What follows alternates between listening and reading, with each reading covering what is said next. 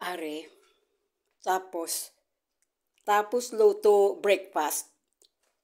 Ari na naman luto na gaprepara naman luto sang panghapunan sang akon nga amo. Budlay gili magkadamo sang amo mo, may pusa, may tabo.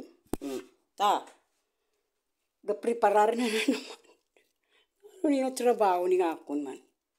Luto na lang ni nga luto, kagdason kao na lang nga kao naman ang mga amo ko. O tanawan niyo blaw nan, sa pagkatahong nga isda na saksakan, takalaaw aray na, sige isda. Pati ikaw kaon ka naman bago ka lutoon. Aloy, alo.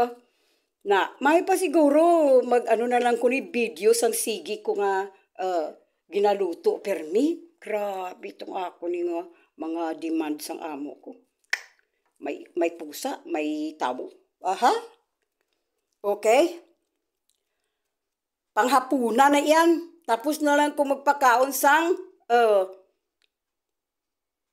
agahan o almusal. Ari na naman o. Hindi ko kahalin sa kusina. Katalaka.